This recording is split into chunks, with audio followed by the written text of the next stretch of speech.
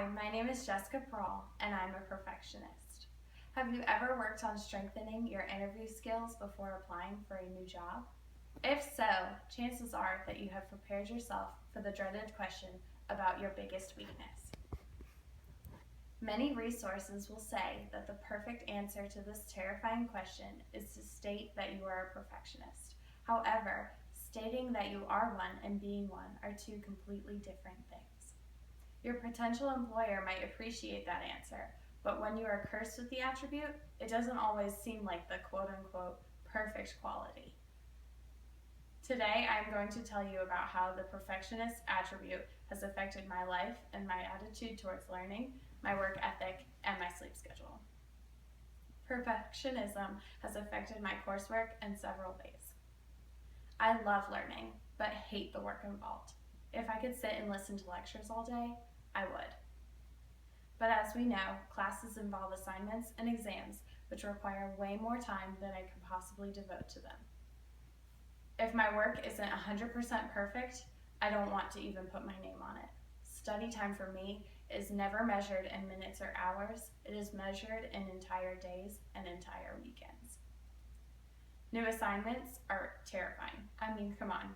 No one really enjoys receiving new assignments. However, new assignments for me mean that they are bigger than they seem. For example, simple homework assignments can become projects, and projects can become full-time jobs.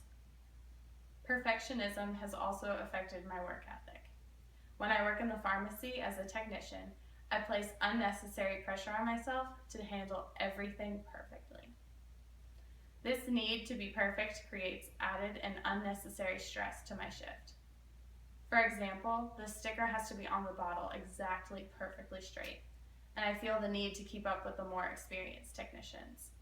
Inventory has to be perfect, and I feel guilty when we don't have something that a patient needs in stock, even though ordering is not part of my job.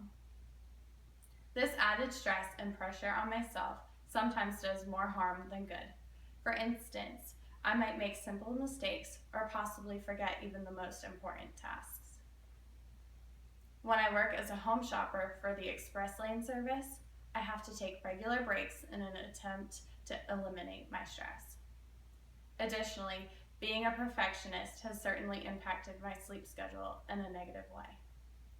The added and unnecessary stress that I put on myself to do everything perfectly pushes back my bedtime because I force myself to finish an absurd amount of homework before I allow myself to get some rest.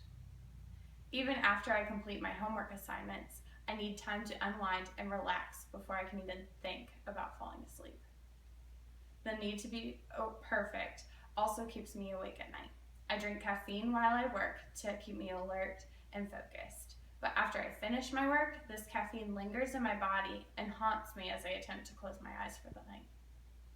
The night before an assignment is due, I will lay awake thinking about it. I'll reflect on the assignment and focus on what I could have done differently and begin second-guessing myself. Referring back to that dreaded interview question, stating that you are a perfectionist is a great way to impress your potential boss. Being a perfectionist has made me a great student and a great employee, and I have received excellent grades and frequent promotions and raises. My first boss didn't want to lose me, so he bargained with me and has allowed me to pick my own hours and the shifts that I work. Although being a perfectionist has negatively impacted almost every aspect of my life, it is a vital aspect of who I am, and I wouldn't change it for the world. Thank you. All right, this is my sister Taylor. My grandparents, Diane and Mike. My mom, Kristen. Hello. And my father, Richard, the cameraman. Thank you.